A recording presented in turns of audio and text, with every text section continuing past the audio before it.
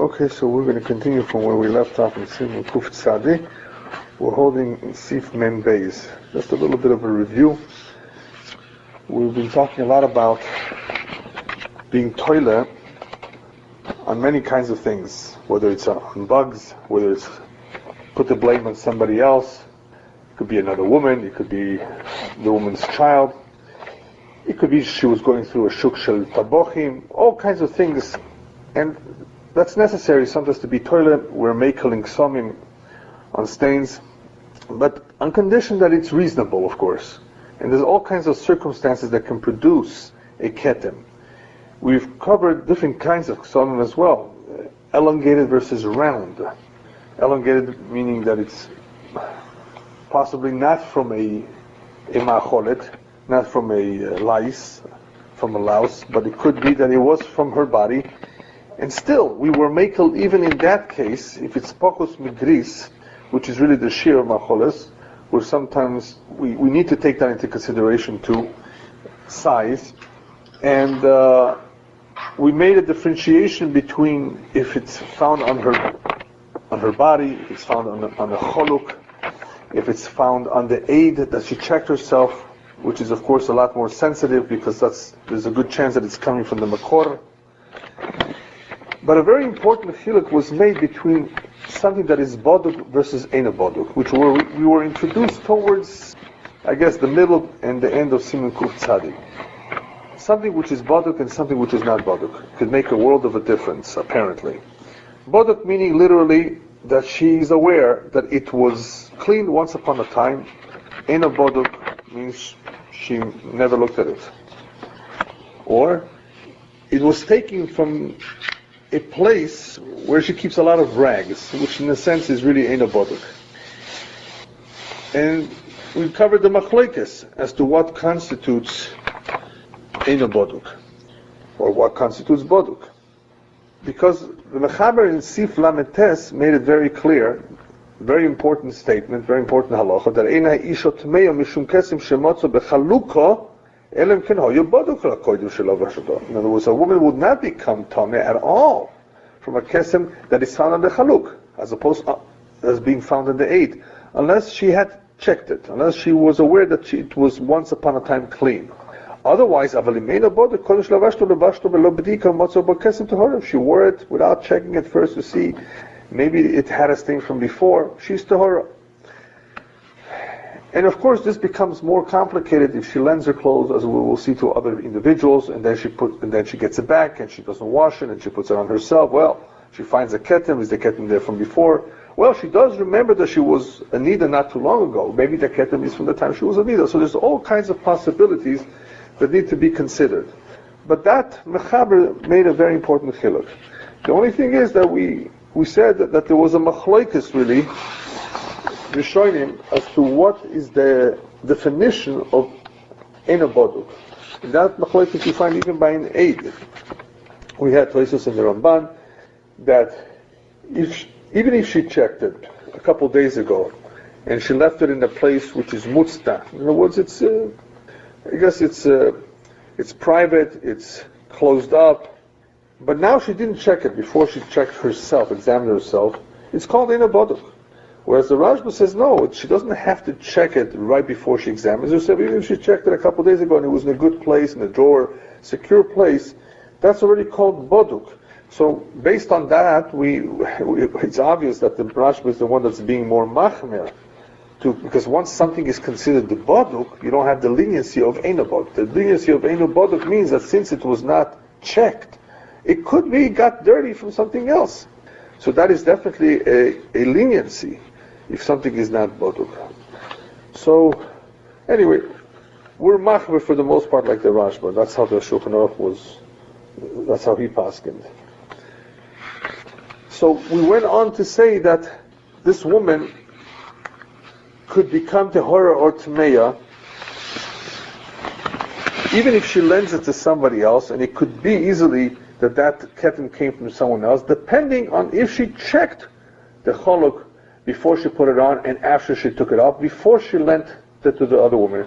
In other words, obviously, even though there are various possibilities for a ketem, as we said before, also it could come from a bruise and so forth.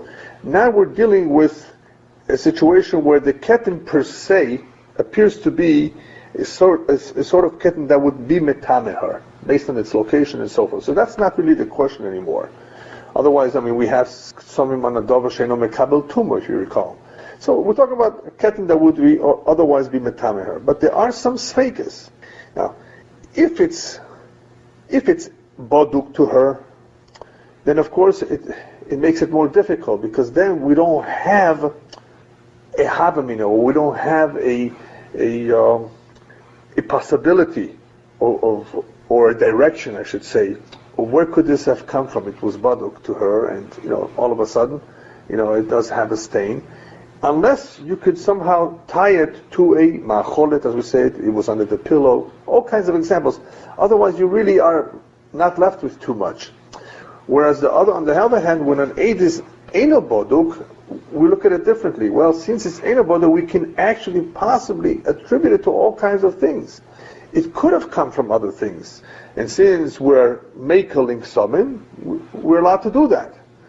So the question is, well, what happened if she gave it to another woman? Another woman could be just as much to blame as she is to blame. And that's where in Sif Mem it made a difference. And the Mechaber said that if she checked it before she put it on and after she took it off, and she finds herself clean, and then she lent it to her friend, and the friend put it on, and then she gets it back, and there's a keten there. So who's going to be the tmeya here? Is it going to be one or the other or both? So in that particular example, the Mechaber, we said that harishona tahora v'ashniya tmeya. It's very obvious why the harishona is tahora, because she checked herself before and after. Great. Had she not checked herself the first time around, she would also be tahora, because then it's like a eid she'eino boduk. It's like a cholok she'eino boduk. She didn't check herself. It could be it was there for a while. But the problem is, if she checked herself the first time around before she put it on and did not check herself the second time around, in other words, when she took it off. Because for the Mechaber we see that there's two bdikas, before she put it on and after she took it off. So if it would be a case of where she had checked it before she put it on but did not when she took it off, then she would be in trouble, and so would her friend. They would both be tmeya. She checked it before she put it on? Yeah. Who did put it on? The first lady, the one who's lending the garment to the other person. She's putting it on? Yeah, she's putting it on. So she receives it back? No. We're talking about the first time around. Before she lent it even. Oh, before she lent it? She had checked it. She put it on, took it off, and did not check it before she lent it, whether it already had a keten now. Well, it could be hers. And now she received it back. Right. So in the Mechaber's example, we're talking about two bdikas. So two bdikas would make her tahara v'ashniya tmeya. Okay. Why would she need the first one? Oh, for her to be tahara. For her to be a completely tahara. She would be tahara also if she did not have the first bdika as well. That's what I'm asking. Right. Without the first bdika, she would also be technically tahara, because. It could be tolerated on the second one. Well, it's because it's eino baduk. Eino baduk. It's because it's eino baduk. Yeah. Right. But eino baduk normally if it wasn't baduk and she took it off and she found on the stain. But the taz, that's what we said about the taz. That in the case where the taz said something interesting. In the case that she was not boidik the first time, then even her friend would be tahara, because she didn't be tolerated on each other. No, because if she didn't check the first time, she probably didn't do a good check the second time either. So for the second one, it's also einot baduk. Now let me ask you. Yeah. So she didn't check it. She put it on. She takes it off herself. Right. It has a stain. So she's tahora. Oh, she's taking it off without lending it to somebody else? No. She just herself. She didn't check it. She put it on. She took it off. Now it has a stain. She's tahora. Shows that's the halacha of cholok she'eino baduk. She's right. No, she's tahora. She's tahora. Yeah. So she's tahora. If she wasn't boidik, how can it subsequently make anyone tummy?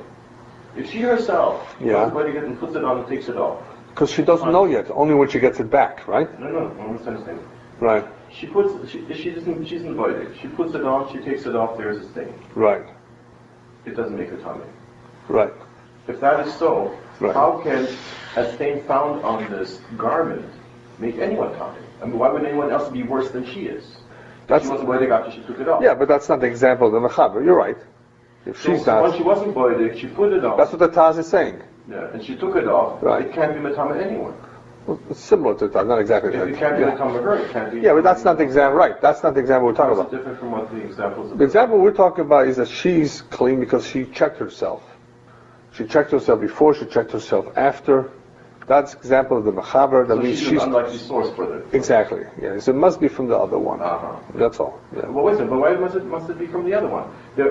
She checked the garbage for the kitten when she took it off. Right. Oh, so it's a boduk. Right. With respect to the one, it's a boduk. Right. So why would she ever be? Why would they? So the second one would be tmeya, not the first one. Well, the first one. Why should the first one be tmeya? Because when she got it back, she put it on too. Oh, now she's already put it on the third time. Yeah. So now it's been worn 3 times. Yeah. Yeah. Well, but technically, we're not even talking about the third time yet. Technically, not even yet. Right now, we're talking about. When did she find the stain? When she got it back. When she got it back. Yeah. So when she took it off, she checked it and it wasn't a stain. Right. The other woman received it as something that's boduk. Right. Now she receives it back and it has a stain. Right. What would be the havamina that she could be Tommy? No, that's what the Mechaber is saying here. That if she checked it before and she checked it when she took it off, so it's boduk, right? She checked it. It before she gave it to her neighbor. Right. To her friend. And so her friend received it as a garment that is already checked. Yeah. Now, so she can no longer become Tommy through this garment, no matter what happens, until she puts it on again and checks it. So why would there even be why would the Mechaber need to tell us that she's not Tommy? And she took it off and she checked it. It's clean. How could she now retroactively become Tommy? Even if she didn't give it to her friend. She checked it, she was clean, and then a stain is found on it before she puts it on again. It would make it. Yeah, but anyway, that's what the Mechaber is saying over here, that in the case where she took it off and she checked it, the second one put it on and a kesem was found on it, what would I think that a kesem found would be metamim both, not just the one that wore it now, that perhaps the kesem was after all also there from the very beginning. So Mechaber says no. That Harishona Tahora, because for her it was Boduk, and there's no reason for her to suspect that the kesem was by her, because she did check. In other words, what that's telling us is that had she not checked, that's where the difference would be. Because then we wouldn't know where it comes from. The fact that she did check is what's helping her here. Had she not checked, then there would be a room for a suffix. That's all the Mechaber is saying. In Ochinami, it seems clear, but there could be a thought that perhaps once the ketem is found, the two of them are equal. But no, it's not so. The first one did her job right. There's no reason to suspect that the ketem was by her. But had she not checked herself, right, when she took it off, then she would just be as bad or as equal to the other one. So that's where it makes a difference that she had the second bdika, if anything. The first bdika, nochinama, you're right. I mean, the first bdika does not make that much of a difference because it's eino boduk. The chashivas here, there's an importance here of the second bdika, much more than the first bdika. That's what makes the whole difference here, whether the Rishona will be Tmeya as much as the second one is. That was Sif Mem. In Mem Aleph, we spoke about the Nekudo of Mekulkelet, which will help us understand the next couple Seifim. So quickly go through it. Lov Shachaluka Abodok Lo Foshto Vishila To Israel Et Niddah or Leovedet Korchav Mishilente to a Niddah, a Jewish Niddah, or to a Goya. They're both considered Tmeyas. We're talking about it. We're also Pamachos she at least saw once. Even though the Goy is not seeing at the time she's borrowing the garment. Afterwards, she gets the levush back, the garment back, and then there's a ketem on a toilet bohen. She attributes it to them. Why? Because as the Shach explains, that we're toilet the kilkul on the mekul kelet. We're toilet. We attribute the blood or the stain on the one that is more likely to have it, the one that is already mekul kelet, the one is already tmei in this case. V'hu hadin in badakto, she checked it, v'shalato lahen, and she then gave it to them. V'chakach lo b'shato he, and then she put it on, and matza bo ketem, and then she found the ketem, even after she had put it on again a second time. Shatoyle b'hen, she can still attribute it to them. V'filu he b'sfiros shiva nakim, even though she's in the sfiros shiva nakim, which means that she's supposed to be completely clean. Nonetheless, it could be still attributed to it. Yeah, on this the Ramah says that the Begimel Yomim Rishon Shazayin Nekim, as we will be learning later on, the Ramah is machmir that the first 3 days of the 7 Nekim that a woman has to watch herself after her period, that there are 7 clean days, were machmir on the first 3 days of Ksomim that we don't attribute it to anything. Usually Ksomim you can attribute it, but the first 3 days there are those who hold that we don't make any kliya on anything. So here the Mechaber said that even though she's Besfira Shiva Nekiyim, it could also be attributed to the one that's Mekulkal. Alright, in Sif Beis we have an interesting halacha. Ishil'ato liktano shelo ra'aso me'olam ולובשתו קטנו זו לאחר שנבעלו קודם שחויסו המכו או שישלוסו לנער או שלא רעסו ולבשתו תוך 4 לילות לבילוסו. Either she lent it to a ktana, to a young girl under the age of 12, after her first bia, before the makkah, in other words, before that area healed. In other words, because in the beginning, sometimes what happens is when the Vesulim are broken, they're not completely broken. It could bleed for several days. And it could potentially be that even the second time around that there's bia, that there's blood coming from the Besulim. As we will be learning soon, there's a difference between dam Besulim and regular dam. Dam Besulim is really not dam Tomeh. Today we're machmer with a kala. Even though she sees dam Besulim, we treat it pretty much like this would be the dam of Niddah. But technically it's different. And this makes a difference for this halacha here. That if she lent it to her, and the Ketana put it on after the first bia, before the makkah healed, because it could be, later on too that she put it on. But here we're talking about that she put it on after we know that the makkah did not completely heal, or she lent it to a naro, which is an older girl a little bit, shelo rasa, that she did not see yet, dam nida, ulevashto toch 4 leilot lebilaso, and she put it on within the first 4 nights of the bia. Or she shilato yeshevet al dam tohar, or she lent it to someone who's sitting on dam tohar. Dam tohar is the clean blood, technically clean blood. Today we also treat it like regular blood, but dam tohar is the clean blood after a woman gives birth. Either one of these 3, these are examples of toile bohen, that you can attribute it, that the dam or the ketem came from them, afilu bizman hazeh, even during this time. Now what does it mean, afilu bizman hazeh? This is an important diuk here. Afilu bizman hazeh, that we're machmir, that these individuals, the dam besulim, whether from the ktana or from the naro, or the dam torah from the yoledes, is really dam tomeh. In other words, we're machmir with them. So why would you attribute it to them?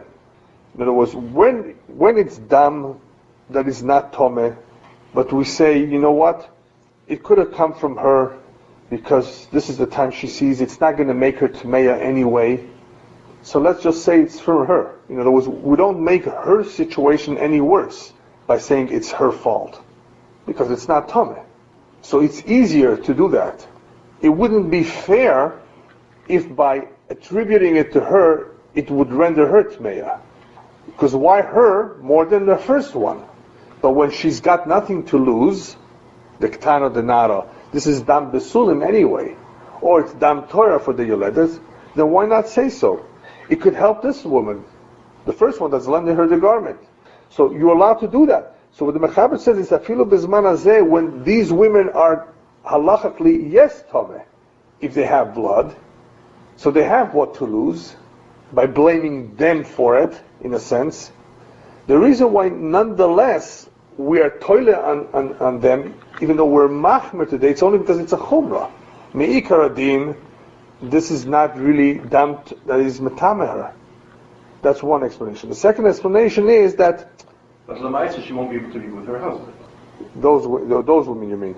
Yeah, they won't. Right. So we're machmer. Right. We're machmer. But the ikar adin, this would be dam that is not tomei. So what's the gain of me'ikar adin here if we're going to stop them from procreating and just the mitzvah that we're interrupting? Because we want to save the first lady that lent him the garment. So we're saying that even though we're machmir for those women who saw the blood, it doesn't mean we're going to be machmir for the first lady, just because we made their halacha status different today, b'zman hazeh. We're going to still use them to save the day for the first woman. I say, yes, you're right, we're machmir by them and we shouldn't be attributing it to them ordinarily. But since this is going to help her, we won't use that chumrah to be machmir her. Probability, because it's more probability. That's the second explanation given. That's also an explanation given. That because there's dam mitzuyim, that's another explanation. That you're exploiting blood here anyway by Naran and Basula and by Yoledis, like you said. It's probabilities. Is that dam is there? Yeah. If we weren't machmir Right. on these other dam, Right. then we shouldn't attribute it. It's only because we're machmir and we treat all dam as if it's the No, when in the ordinary case when we were not machmir with them, which is technically true, it's not dam that they have nothing to lose if we say, oh, it's your blood. Because they're not going to be unclean because of that. And there was a time in history when that was the case. Yes. So that we, at that time in history, would attribute to them anyway.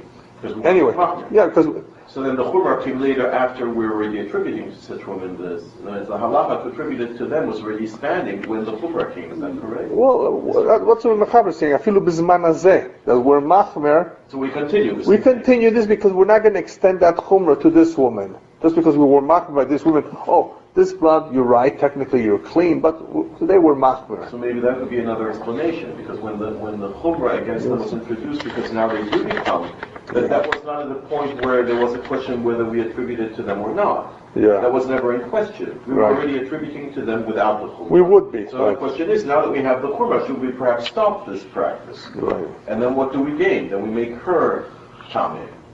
Right. We don't make them tameh. Yeah. So really we don't gain anything by not making them tameh, even though now their situation has been worsened.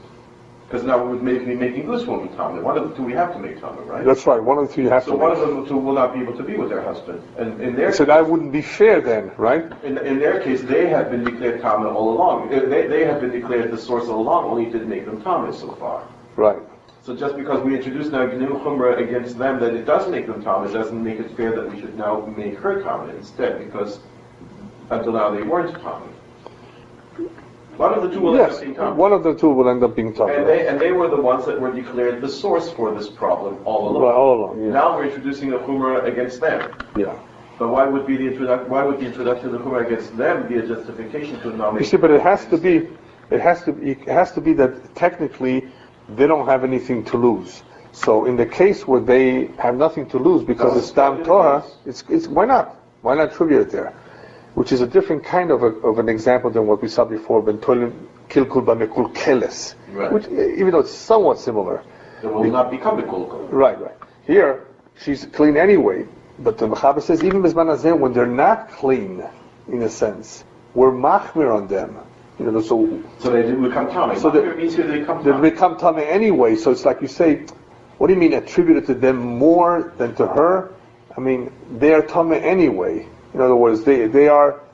If lahatchila, we would have had this chumrah, maybe we would never have attributed to them, because then we would be metameh them, and then the. That's it, exactly. So we're not being metameh them would no longer be effective. So at a time when we weren't metameh them, we're attributing to them. Now we are metameh them because we're attributing to them, but we're not reversing ourselves on our original decision, because if we were to reverse it, we'd be metameh her. So what would we gain anyway? Yeah, but it's not so much a reversal. A reversal with respect to attributing it to them. Because that we've been doing all along before we were metameh them. Yeah. No, once you say that they're tameh, so they have what to lose. Right. This is something new. Yeah. But the attribution to them has been already all along. So now we would reverse the fact that we always attributed to them so up till now because they weren't metameh. Right. So today they would be metameh and she would still say tahar. She would still say tahar. Right. So that's what we're saying. Even though there's a chumrah on them, we don't extend that chumrah to the woman who lent them the chumrah. By you there's a chumrah, but not by her.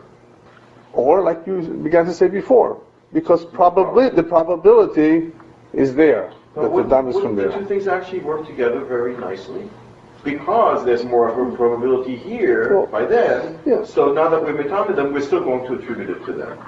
Why would we continue attributing to them? Because there's a higher probability it came Yeah, from but there are them. really two separate reasons or explanations. One just says that we don't extend the chumrah to this woman. Why should she have to suffer just because we were machmir by them? There was a chumrah nachanam is by them, but we don't say that the woman has to suffer as a result of that. That's all it is. Well, yeah, but the original thought being that why attribute it to her when we can attribute it to someone who's not going to suffer through it? All right. A woman who's Seferet Zayin Nikiyim, a woman who's counting her own 7 days, even though she would be soiser her counting if she were to see dam, she's still considered mekulkeles bedam. In other words, even though the woman right now is clean, and we want to attribute it to her because she was just a Niddah, she's counting the 7 Nikiyim, and if she were to see blood during the 7 Nikiyim, she would be soiser, I mean she would undo the 7 Nikiyim.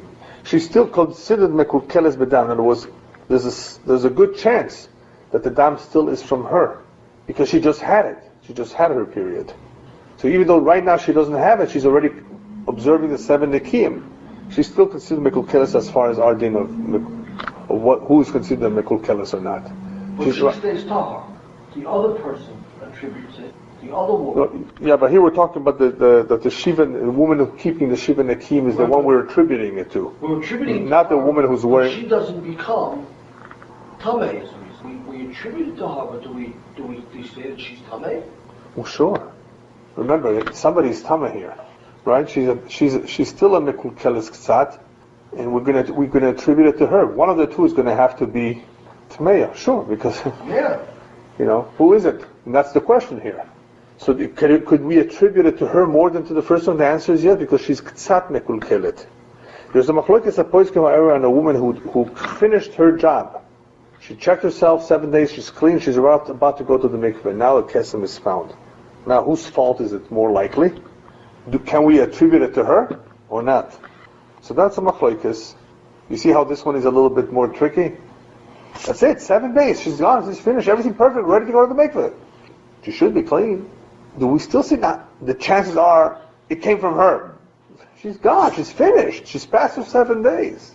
You see? When you say she's gone, she's finished, she's passed the 7 days, what are you implying? We shouldn't attribute to her? Or yeah, we shouldn't really, because, someone will say, yes, it's still her. She hasn't gone to the mikveh yet, she's still tameya technically, and they're right. She's unclean. Yeah, but what are the probabilities here that it's hers? They're not the same anymore, those probabilities, as they were in the beginning of the 7 Nikiyim days. Right? She's done with the 7 Nikiyim. She's past her 5 days of seeing blood, the period, past the 7 Nikiyim. She's ready to go to the mikveh. So even though she's tmeya, yes, is she a mekulkeles? Well, yes and no. There's a How machlokes. long do we say this? This is not right before she goes to the mikveh. That night, a ketem is found in the garment that she just returned to the to the one who lent it to her. So your case right now is a mekulkeles with an immediate remedy. Yes, that's exactly it. Yeah. So what do we postpone the remedy? Why? We attribute it to her, though. That's a machlokes. Do we or not? Because you could easily say no. Why attribute it to her? She's completely clean by now. She's just as clean as the other one. On the other hand, she is a little bit mekulkel because she's tameya, right? There's a little bit of a kilko by her. She's not tehora. That's a machlokes aposkim. So the ones that do not want to attribute it to her, they will attribute it to the other one? Sure. But the other one is not tameya. She will be now. Well, so the gain Yeah. in attributing it to the other one, what's the gain? What if I gain by attributing it to the other one? You have to attribute it to someone. Right? Correct, but I can say I have to attribute it to someone. I can say in either case, regardless of who I attribute it to, I can say in either case I have to attribute it to someone. To someone, right. So they don't want to attribute it to her because they say she's about to become tahor. So then they go and they attribute it to someone who is already tahor.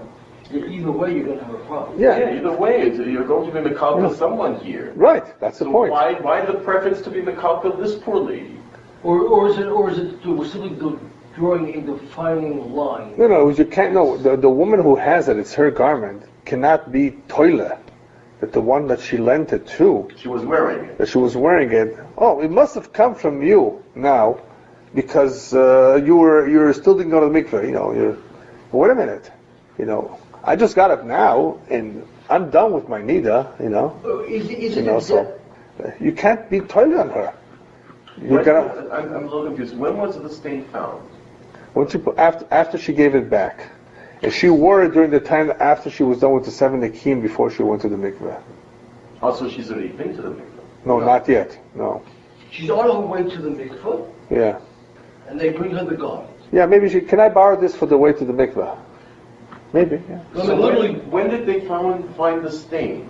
After she returned it to the original owner? Yeah, After she returned it, and the Right. original owner has to have already had a chance to put it on. yeah. No, not necessarily. Doesn't say that. Obviously, it wasn't baduk before the... Yeah, before she gave it to her. Right. So it wasn't baduk. It could have come from her. It could, listen, lady, you had this from before. Before you lent it to her, this was your ketem. Why blame it? Why be meyaches? Or why be toilet on her to escape your ketem? You want to escape a ketem because you want to say maybe it's hers, not mine. She's a niddah after all. She just had her niddah. Yes, but you just lent it to her after she was done with the shiva nekim. What are the chances it came from her? More likely it came from you. So that's what it's talking about. So again, but if it wasn't baduk, don't we say that they're tahor anyway? If it wasn't baduk? No, but we're talking about it was baduk to her before she lent it. It was baduk. Sure, we're talking about something baduk. Otherwise, we're back to the same problem So if and it was question from baduk, before. it was baduk, and then she wore it, and wasn't baduk it again? She got it back, No. The first lady before she lent it, right? did she check it before she lent it? Yes. After she wore it or before she wore it? Herself. Hasn't been lent yet. In our scenario here where she's about to lend it, and she did check it before she lent it out, did she check it before she herself wore it, or after she already took it off? When was her check? No, she checked it. Because we said before, remember? Yeah, but what was the check? I said Yeah, even before she lent it, she checked it. After she wore it or before she wore it? After she wore it, sure.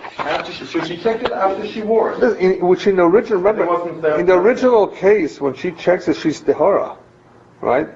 We had in Sif Mem, Botcho Chaluko Fashator, Umatzok Tehara, right? So she checked it, she put it on, she checked it, she gave it to her friend, the love show. After she took it off. Right. Before her friend received it. Right. The love show matzo ketem arishona tohara v'shniya tameya. That's very clear. Right. And now she gave it to her friend. And her friend is within the 7 nekim. And her friend returns it to her with a ketem, so now she wears it and takes it off. Is that the case? After it was returned to her, she wore it and took it off? Yeah, 1 second here. 1 second. In the mechaber here, cheni mishilato leseferes shiva shelo tovlo. The mechaber says that she lent it to a seferes shiva shelo tovlo toilebo ubalas achaluk tohoro v'chaverto sheshala toy mekulkeles. Right, and the friend that borrowed it from her, she's the one that's mekulkeles. So that was the case of where she did not necessarily complete the 7 nekim that we mentioned earlier, that she's soiferes. And what does this do to her? This basically says that the one that's mekulkel, or the one that has the one that has to start all over, in this case, the one that was soiferes, is the one that's meya here. And so she can attribute it to her. But the case that I gave you, where there's a machloikes apoiskim, is where she actually finished her count. But she wasn't toivel. She wasn't toivel, right.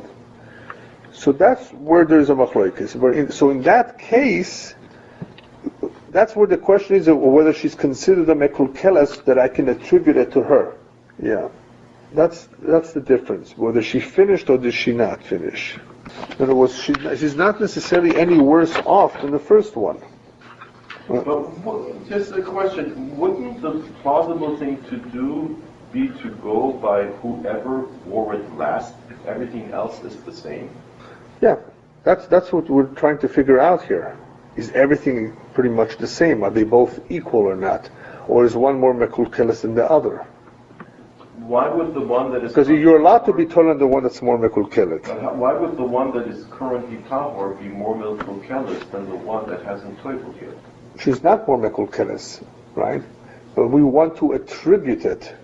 We wanted to attribute it to someone else who wore it, and say that perhaps the ketem came from her. Now, why should you attribute it to her? Why say that it's hers more than yours? She's the last that wore it. She's the last one that wore it. So if it was her own garment, yeah, but it doesn't mean that. Yeah. If it was her own garment, I would be asking, why should I attribute it to someone who's perfectly clean? She's not Niddah, nothing's wrong with her. If it was the one who borrowed it, if it was her own garment, she just wore it, she took it off, she gave it to someone else, and the ketem is found on it. Why should I attribute it to anyone but her? So just because it's not her own garment, but it's the neighbor's garment, suddenly the ketem is not her ketem? I mean, it was the ketem we're worried about, and not the garment. The ownership of the ketem is here in question, not the ownership of the garment. When there's any doubt, we're going to be metame one of them, right? That's the problem. The whole problem here is we're going to be metame one of them. That's my question about. Right. Why do we have to be metame one of them? When we come to having three pieces, we learned it in Taaruvot, right? Right. We have three pieces of meat. Right. And one of them we know is nevela. Yeah. And two are kosher. But we don't know which one is the kosher, which one is the nevela, right? Right. So we eat one, and now we have two pieces left, because we say, maybe it's the other one that's the nevela. Yeah. Yeah? Yeah. So and then we eat another one. Now we have two pieces. Or even if I'm not mistaken, even if we have two pieces, no? Wasn't it even if we have two pieces? No, we have what? two pieces of meat. One is a nevela. Don't we say you can eat one and say that the other one is the nevela? And when you finish eating this one, you can eat the other one because you say the one that I ate. No, that's not when you have two. No. No, when you have three. Yeah. And you can't eat them at the same time, right? Well, that was you're eating one at a time, right? But that was not the maker of it. Yeah. That was an additional to make it a little. Yeah. Sure. I think is Right. Yeah, because either you hold its bottle or not. Yeah. But anyway, that's the question over here. Can this woman have any reason to be toilet on so her why can't friend? I say by the woman the same thing? This one can say it's the other one, and she can say it's the other one. If they came before, if they came individually before a rabbi individually, right? We said if one comes, each one single, you could say on this one. Maybe it's the other one. The other one you could say maybe it's the other one. Yeah, that question does arise in halacha. That question does arise in halacha. The same logic? Sometimes you can't apply it, like in this case, because it would be a tarta de satre. It would be like a contradiction in a sense. Well, we know one of them is tmein for sure. Yeah. And that's why when you have a tarta de satre, when you have a contradiction, you cannot do that. So which was the case? Well, that was when they both appear simultaneously. Yeah. Right. If they come one after the other, and yeah, in some cases, we said that before. One after the other, in some cases, that would be permissible. Yeah. Would the Rav know who the two cases are from the same source?